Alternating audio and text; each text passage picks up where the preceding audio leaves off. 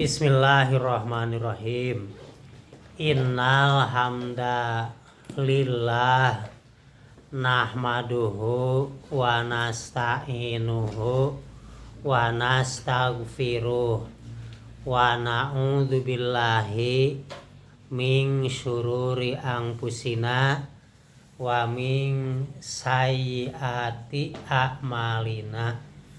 May yahdillah fala mudhillalah wa may yudlil fala hadiyalah wa asyhadu an la ilaha illallah wa asyhadu anna Muhammadan abduhu wa rasuluh. Allahumma sholli ala Muhammadi wa ala alihi wa ashabihi ajmain wa mang tabi'ahu ila yaumiddin.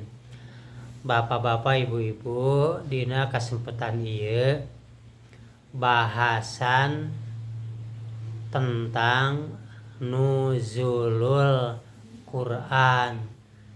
Jadi dina ajaran Islam aya nu disebat nuzulul Quran. Eta teh maksudna mah ngawitan diturunkeun Al-Quran. Jadi kecap nuzulul Quran teh numutkeun bahasa, numutkeun etimologi, kecapna tina angzala yungzilu ingzalan atanapi nuzulan, artina nurunkeun. Gusti Allah nurunkeun. Ari Al-Qur'an kecap asalna tina qoro'a yaqra'u Qur'anan, artina bacaan. Jadi nuzulul Quran teh nyaeta Gusti Allah nurunkeun Al-Qur'an. Iraha ari nuzulul Quran, iraha ari ngawitan diturunkeun Al-Qur'an, nyaeta dina malam Jumat tanggalna 17 Ramadan. Ramadan anu dina Masehi mah Ramadan anu bertepatan sareng Ramadan tahun 610 Masehi. Jadi dina bulan Ramadan anu bertepatan sareng tahun 610 Masehi, nah Gusti Allah ngawitan nurunkeun Al-Qur'an. Diturunkeun melalui petugas Gusti Allah, malaikat. Nyaeta malaikat Jibril. Malaikat Jibril tina alam rohani lungsur ka alam dunia menjelma gitu. Datang ka Guha Hiro nalika Nabi Muhammad nuju berholwat. Berholwat teh menyepi. Atanapi sok disebat oge tahannuts. Tahannuts artina mah sami kene menyepi. Jadi Nabi Muhammad nuju aya di Guha Hiro. Nah, pas dina malam Jumat, malam 17 Ramadan, tah gitu. Malaikat ngadugikeun wahyu anu kahiji, nyaeta anu aya dina Al-Qur'an surat Al-Alaq. Ti ayat hiji dugi ka ayat 5. Taya wahyu atau Quran anu pangpayuna diturunkeun gitu. Nah peristiwa ieu aya dina surat Al-Baqarah. A'udzubillahi minasyaitonirrajim. Bismillahirrahmanirrahim. Syahrul Ramadan alladzi unzila fihil Qur'an hudal linnasi wa bayyinatin minal huda wal furqan. Bulan Ramadan teh bulan ngawitan diturunkeun Al-Qur'an. Ari Al-Qur'an teh eta teh petunjuk padoman kanggo sakabeh manusia. Al-Qur'an ayat nu sawarehna ngajelaskeun ayat sawarehna deui. Al-Qur'an ngajelaskeun mana bener, mana anu salah, mana anu halal, mana anu haram gitu. Sehingga ku ayana Al-Qur'an kan urang jadi bisa terang, oh ieu ajaran teh bener. Anu ku urang kudu diamalkeun. Oh ieu teh salah, anu ku urang kudu dijauhan. Ieu halal, anu ku urang kudu ditarima. Ieu haram, anu ku urang kudu dijauhan.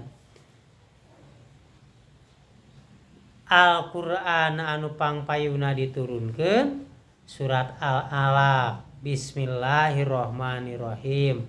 Iqra bismi rabbikal ladzi khalaq. Khalaqal insana min 'alaq. Iqra wa rabbukal akram. Alladzi 'allama bil qalam. 'Allamal insana ma lam ya'lam. Naon teh eusina? Eta aya panitah ti Allah aranjeun kudu maca Quran. Iqra aranjeun teh kudu maca gitu. Ngawitan Nabi Muhammad anjeun kudu maca gitu. Tuluy ka umatna urang teh kudu maca. Jadi urang teh diparentah kudu maca Quran. Jeung maca Quran teh kudu yakin atas nama Allah. Margi Al-Qur'an mah dauhan Gusti Allah. Urang mah macakeun kalamullah. Da lain meunang ngarang Nabi Muhammad, lain meunang ngarang manusia. Tapi Al-Qur'an mah cariosan Gusti Allah. Urang mah macakeun wungkul. Sehingga lamun urang maca teh sebut heula ieu teh atas nama Allah. Nu dibaca ku urang teh dauhan Gusti Allah gitu. Nya perbandingan mah contoh lamun di upamana lamun dina lapangan pacamat macakeun pesan ti presiden atas nama Presiden Republik Indonesia. Jadi lain tulisan menang pacamat mah macakeun wungkul we, macakeun anu kengeng presiden. Tah urang maca Quran teh nu dibaca ku urang teh ieu teh dawuhan Gusti Allah. Kitu urang mah macakeun wungkul kitu. Ari maca teh qara'a yaqra'u Qur'anan, ari maca teh lain wungkul nyambungkeun huruf jeung huruf, nyambungkeun kalimat jeung kalimat, tapi ari maca teh ngagali naon eta anu terkandung dina anu ku urang dibaca gitu. Perbandingan jika urang kieu naha maca koran gitu. Kulantaran pangna koran dibaca teh hoyong terang kita aya berita naon gitu. Lain sakadar ngadorolangkeun itu kalimat-kalimat kata-kata dina koran, tapi hoyong terang itu berita naon ieu teh. Tah urang maca Quran teh itu sing dugikeun ka urang teh kahartos naon nu ku urang dibaca gitu. Ayeuna mah seueur Al-Qur'an anu nganggo tarjamah baca Arabna, baca tarjamahna. Dina pangaosan dijelaskeun ku ustadna, ku ustaz teh dijelaskeun. Bacakeun Al-Qur'anna, jelaskeun, tarjamahkeun, tuluy tafsirna. Jadi kahartos boh kudu ngadugikeunana, boh ku mustami kitu. Tah jadi nuzulul Quran teh nyaeta proses peristiwa Gusti Allah nurunkeun Al-Qur'an gitu. Nah, ari turuna Al-Qur'an teh waktuna teh peuting. Tah peutingan waktu diturunkeun Al-Qur'an disebutna Lailatul Qadar. Kahiji disebutna teh Lailatul Qadar. Kadua disebutna teh Lailatul Mubarakah. Jadi eta peutingan diturunkeun Al-Qur'an teh aya 2 julukan. Julukan kahiji Lailatul Qadar, julukan kadua Lailatul Mubarakah gitu. Mana dalilna yen peutingan eta disebut Lailatul Qadar? Tah aya dina Al-Qur'an surat Al-Qadri gitu. Bismillahirrahmanirrahim. Inna anzalnahu fi lailatul qadr. Wa ma adraka ma lailatul qadr. Lailatul qadri khairum min alfi syahr. Tanazzalul malaikatu waruhu fiha biizni rabbihim min kulli am. Salamun hiya hatta matla'il fajr. Tarjamahna, saestuna kami nurunkeun Al-Qur'an dina peutingan anu dimuliakeun. Lailatul Qadri, peuting anu dimuliakeun. Wa ma adraka ma Lailatul Qadr, jeung naha anjeun geus terang naon ari malam anu dimuliakeun teh. Lailatul Qadri khairum min alfi syahr. Ari malam Lailatul Qadar teh malam anu leuwih alus tibatan 1000 bulan. Tanazzalul malaikatu waruhu, turun dina peutingan eta dina malam Lailatul Qadar teh sakabeh malaikat jeung oge malaikat Jibril. Biizni rabbihim, kalawan izin pangeranana. Mingkuli amrin, sakabeh malaikat mawa urusan sewang-sewangan. Salamun hiya hatta matla'il fajr, salamet dina peutingan eta teu aya bancang pakewuh, teu aya naon-naon dugikeun ka terbit pajar. Tah malam Lailatul Qadar, malam 17 Ramadan teh malam anu ku Gusti Allah teh dibere darajat malam anu mulia, leuwih alus tibatan 1000 bulan. Maksudna kumaha? Tah kieu, ari bulan-bulan tahun-tahun anu katukang make istilah 1000 bulan, maksudna mah waktu anu kacida pisan panjangna ratusan tahun itu, ribuan bulan, pan masa jahiliyah. Jelema teh samemeh turun Al-Qur'an mah jahiliyah. Jahiliyah teh bodoh contohna patung disembah gitu. malaikat disembah, arwah-arwah disembah gitu. Barang penta kana arwah, barang penta kana patung itu. Jelema oge arwahna disembah. Tah teh bodoh kan. Sabab lamun pinter mah nyembah teh ka Gusti Allah kanu hak disembah. Ngadoa teh muhid teh ka Gusti Allah anu hak dipenta gitu. Jadi zaman jahiliyah oge zulumat, zaman kegelapan, jelema teh ngalakukeun perzinaan, umumnya perzinaan teh pan boga anggapan da teh dosa ieu gitu. Silih bunuh gitu. Silih rampas harta kekayaan. Geus puguh kana mabok mah gitu.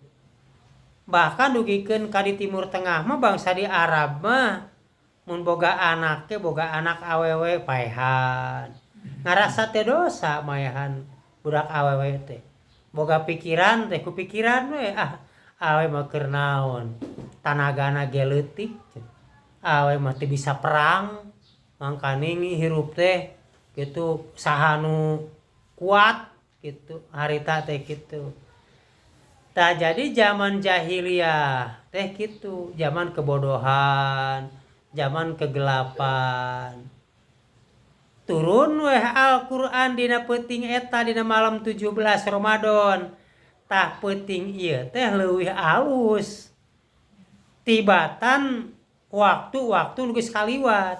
Sabab sok sanajan mung sapeuting tapi ieu teh kacida pisan berhargana gitu.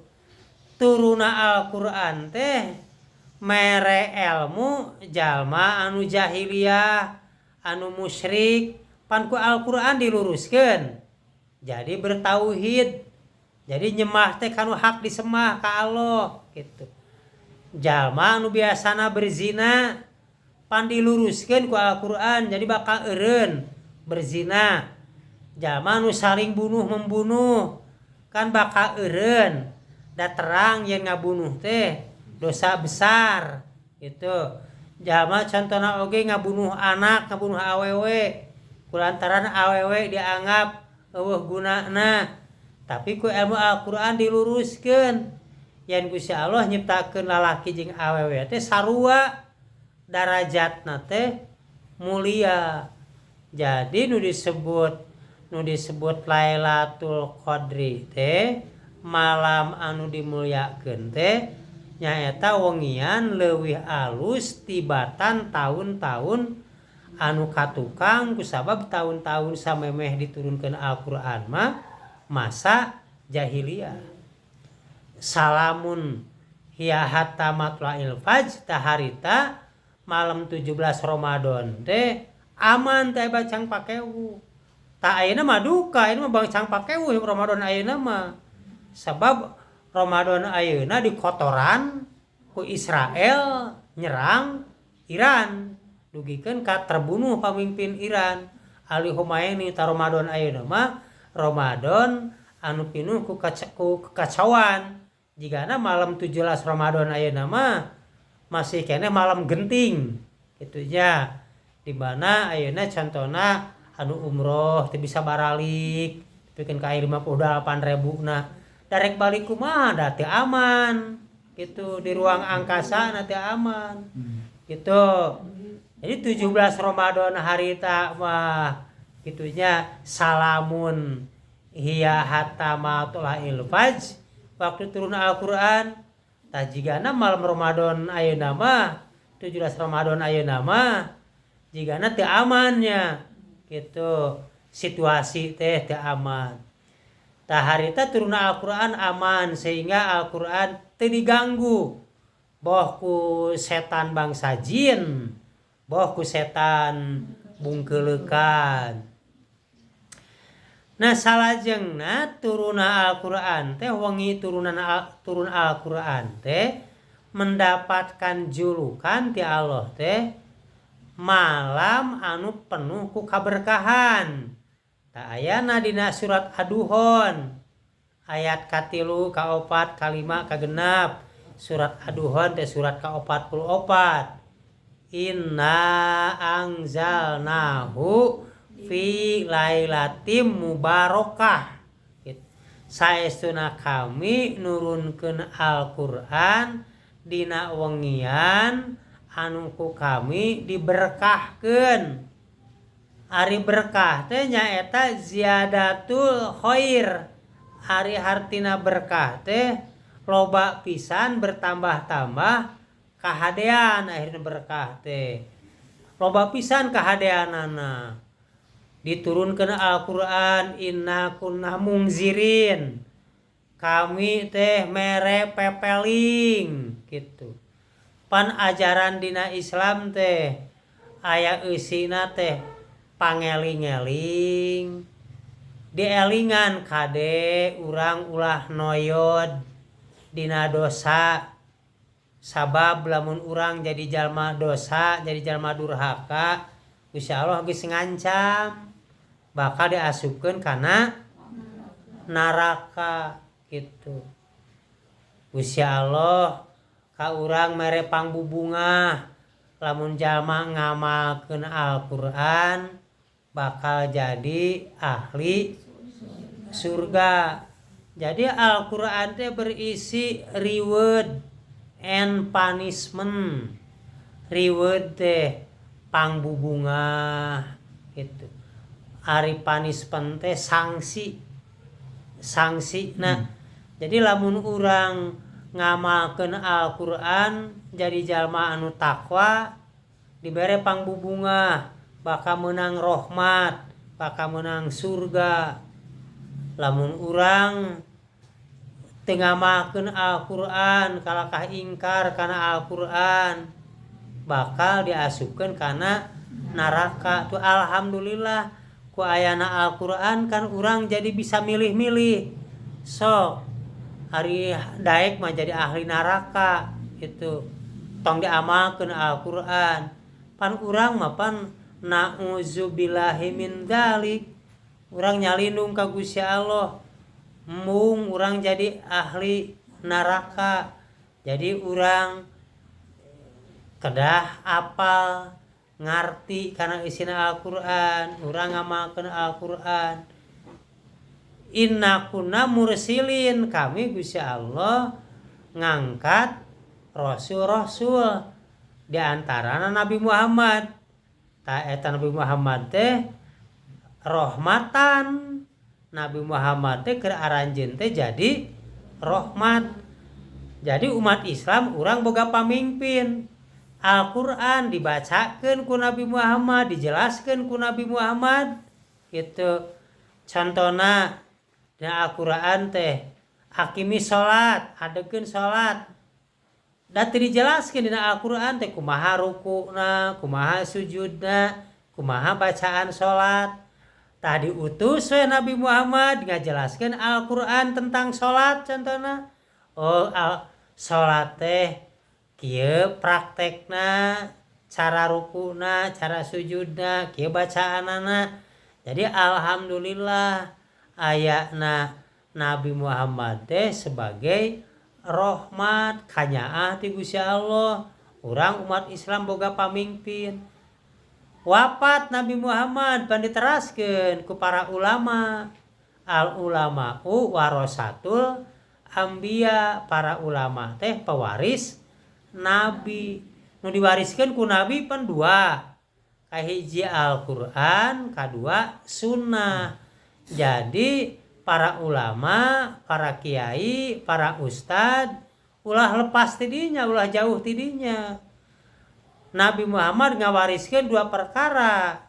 Maka urang oge dua perkara deui gitu. Quran urang teh jeung sunnah, Quran jeung sunnah. Lamun dileuwihan eta leuwihna ti mana?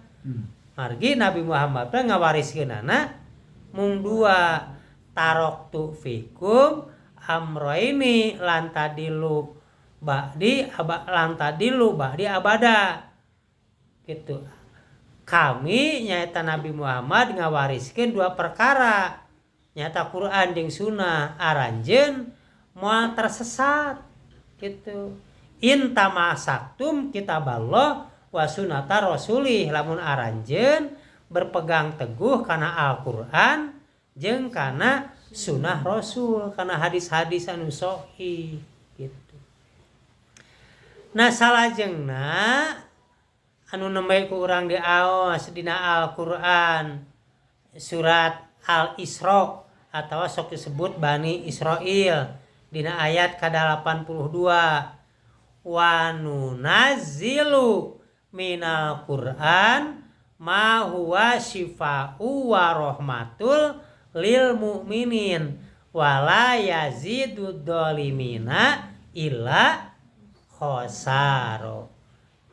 Jeung kami nurunkeun Al-Qur'an eta Al-Qur'an teh obat pikeun hate anjeun. Jadi Al-Qur'an teh obat pikeun hate gitu. Oge Al-Qur'an teh sebagai rahmat pikeun anjeun teh. Jeung Al-Qur'an moal jadi obat, moal jadi rahmat pikeun jalma anu zalim. Anging keur jalma anu doraka mah ayana Al-Qur'an teh jadi karugian. Jadi alhamdulillah ku ayana Al-Qur'an jadi obat. Contohna kan ari jalma teh sok tara sobar hirup teh. Ku ayana Al-Qur'an alhamdulillah dididik ku Al-Qur'an. Urang bisa memiliki jiwa pribadi anu sobar, anu tabah gitu. Jadi urang bisa jadi jalma sobar, bisa jadi jalma anu tabah yang hareupan ieu kahirupan, boh yang hareupan parentah, yang hareupan larangan, yang hareupan musibah, yang hareupan kacilakaan. Urang teh sabar we gitu. Tah eta teh kulantaran dididik urang ku Al-Qur'an. Lamun dina hate sok aya iri, dengki, ngerasa teu ngeunah. Lamun jalma anu sejen aya kamajuan dina urusan dunia, tadi omekeun ku Al-Qur'an. Pan Gusti Allah teh ngatur jalma teh dibedakeun rezekina. Jadi urang teh terang, oh nya nasib teh beda-beda, takdir teh beda-beda. Jadi urang teh moal ngarasula gitu, moal iri, moal dengki. Jalma syirik nyata nyembah ka salian Gusti Allah diluruskeun ku Al-Qur'an. Jadi Al-Qur'an teh sebagai obat syifaun gitu. Kumaha cara ngubarkeunana? Ulah salah. Ulah Al-Qur'an kalakah dijieun arang diduruk tuluy diinum, ulah salah. Tuluy Al-Qur'an dijieun jimat. Nah dijieun jimat mah dibungkus gitu, ditapalkeun upamana dina beuteung atawa dina temok gitu. Atanapi Quran dibaca tapi dijimatkeun. Tah lamun maca ieu bakal kieu, mun maca ieu bakal kieu. Dijimatkeun eta ge gitu. Al-Qur'an tong dijimatkeun da Al-Qur'an mah lain jimat gitu. Nah sok aya pan uskun nya jadi ustad nya jadi dukun. Jadi Al-Qur'an kalaka disalah gunakeun gitu. Ulah gitu. Ulah jadi uskun, rek jadi ustad sing bener, rek jadi dukun sakalian gitu. Jadi ulah ngalieureun, ongkoh ustad, ongkoh dukun gitu. Warahmatun jeung Al-Qur'an teh jadi rahmat kanyaah ti Gusti Allah. Lamun diamalkeun ti rahmat teh gitu. Al-Qur'an ku urang dibaca kaharti diamalkeun bakal jadi rahmat. Rahmat di dunia insyaallah urang hirup teh bakal salamet gitu di dunia teh. Itu moal kababawa kana pagawean-pagawean doraka, dosa. Al-Qur'an teh mawa kasalametan ka urang. Insyaallah mudah-mudahan urang sadayana sing jadi ahli surga. Amin. Sakitun pihatur penjelasan tentang nuzulul Quran. Alhamdulillahirabbil alamin. Assalamualaikum warahmatullahi wabarakatuh.